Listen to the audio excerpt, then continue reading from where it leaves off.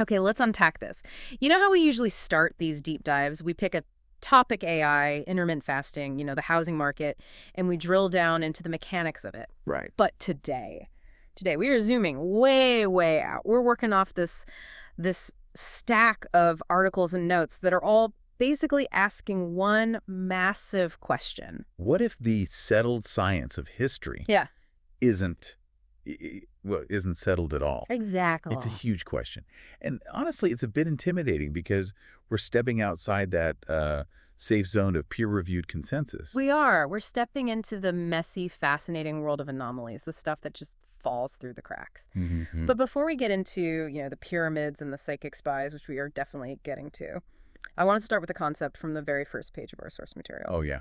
Honesty is the best BS filter. That's the one. It's a great way to frame it. The idea is that the most honest thing a historian or a scientist can say is simply, I don't know. But that's not what happens, is it?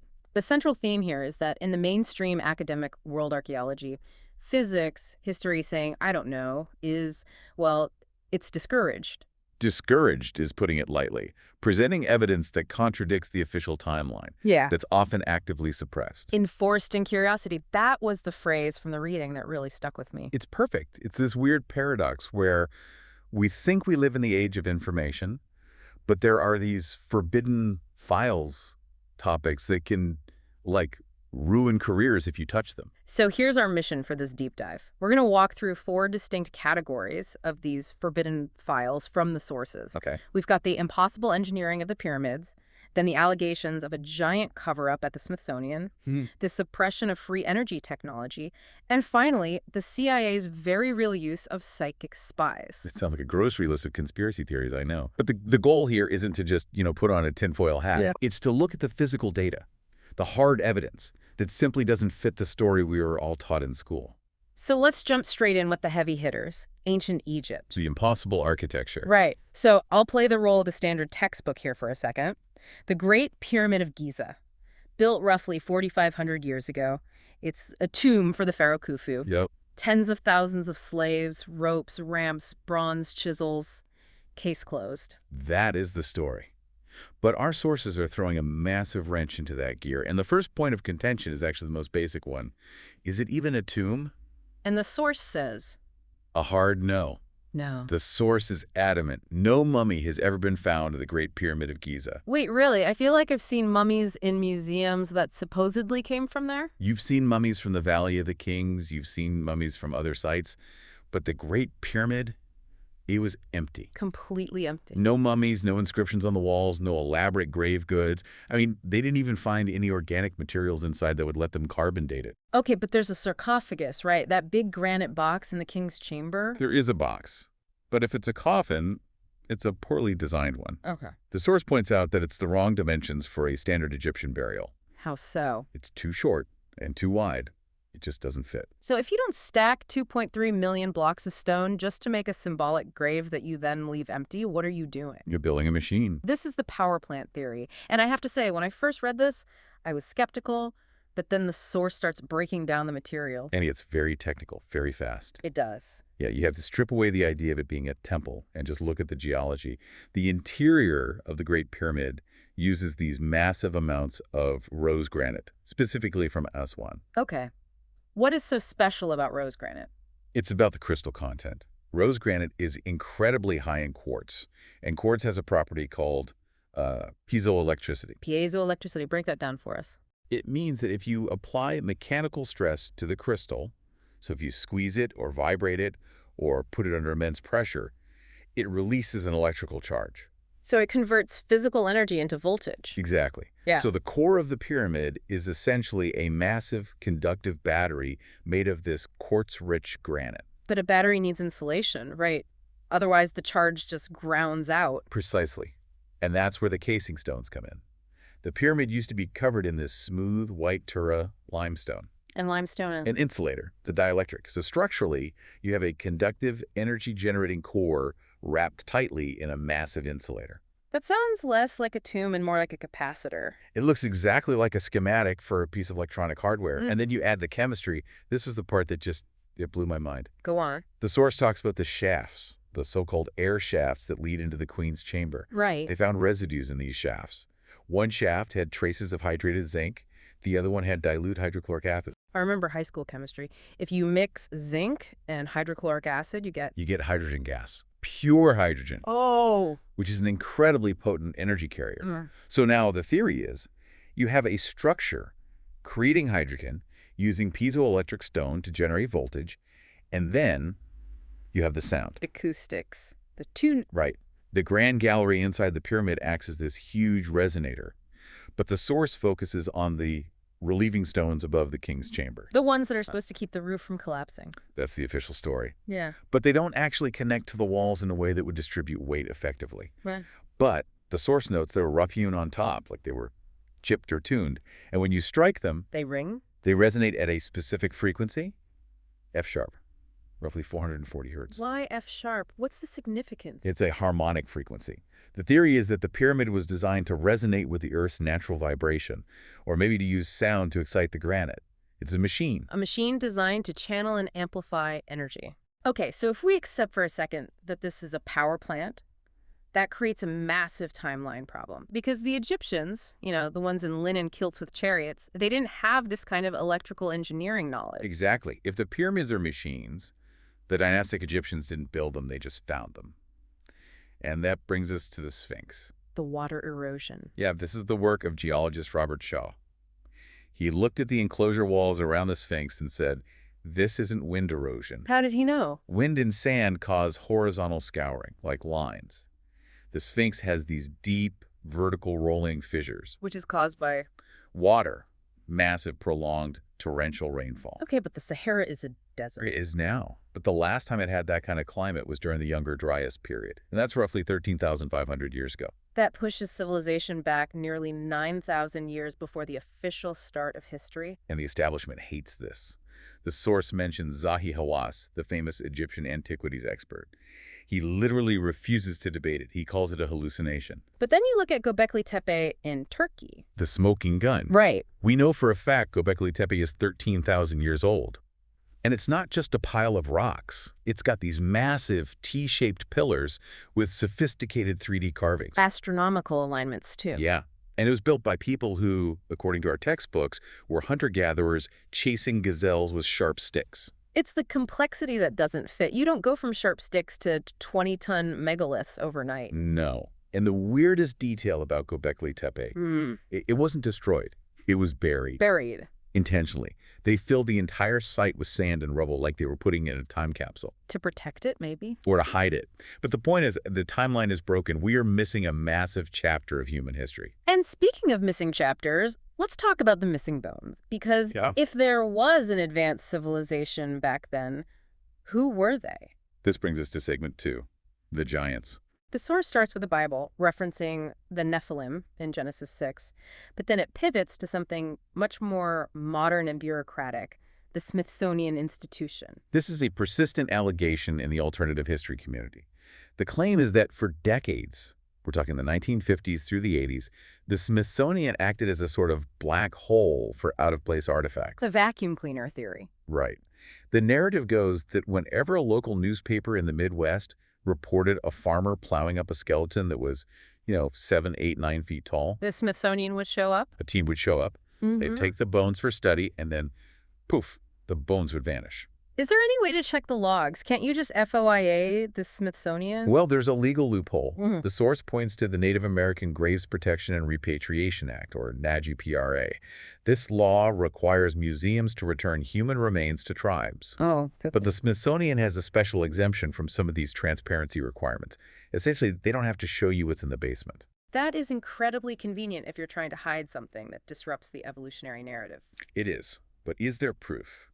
The source focuses on Lovelock Cave in Nevada. The red-headed giants. This is a fascinating intersection of oral history and archaeology.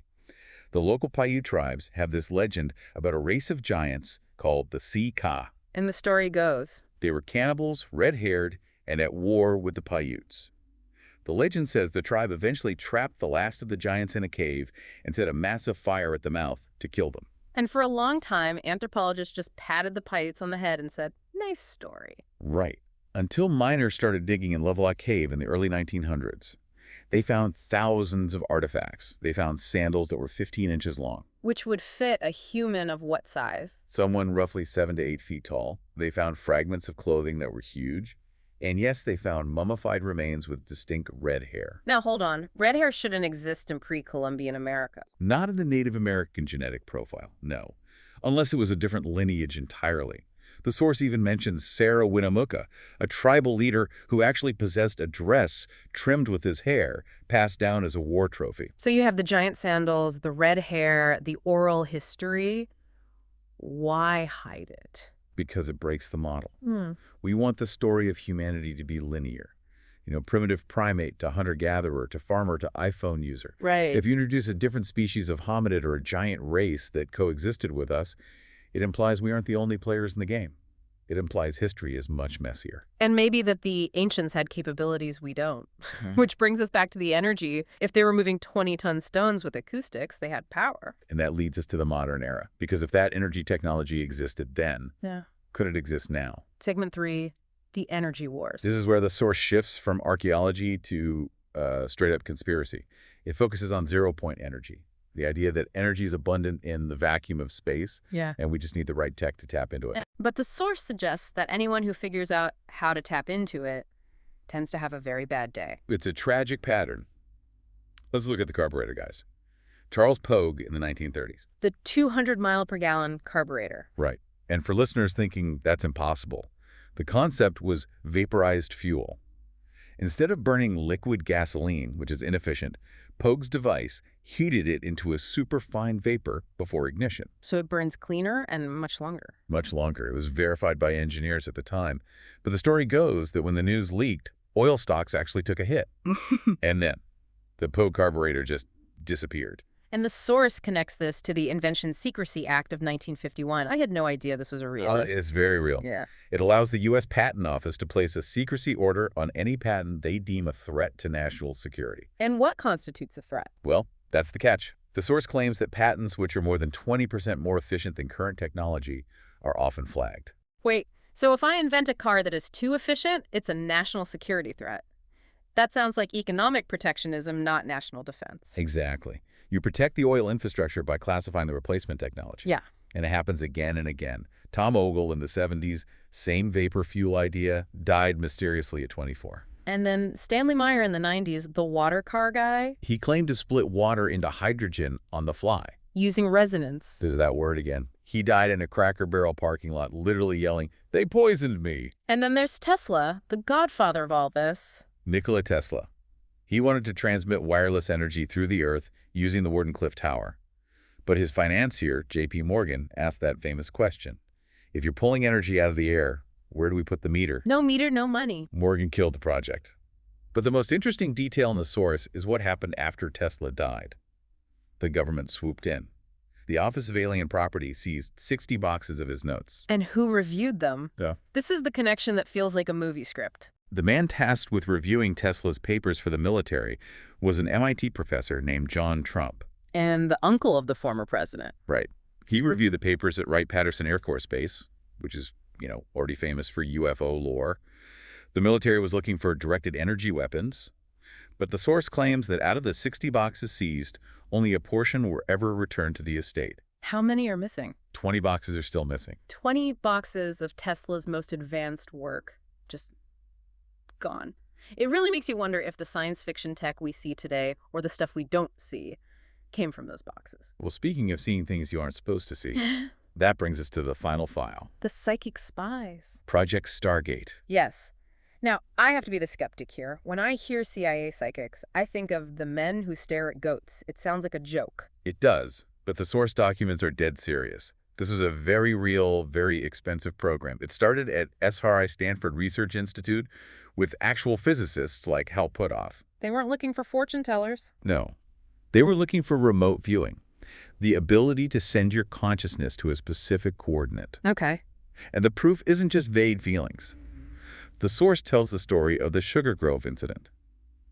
This is the one that really validates the program for me. Walk us through it. The CIA handlers gave the psychics, specifically Ingo Swann and Pat Price, a set of coordinates. They told them, "This is a vacation cabin. Tell us what you see." It was a blind test. A control experiment. Right. But Swan and Price didn't see a cabin. They saw a massive underground facility, a listening post. But here's the detail that matters. What's that? Pat Price claimed he could walk his consciousness inside the building. He went inside. He described the interior. He went to the filing cabinets. And he read the code names on the file folders.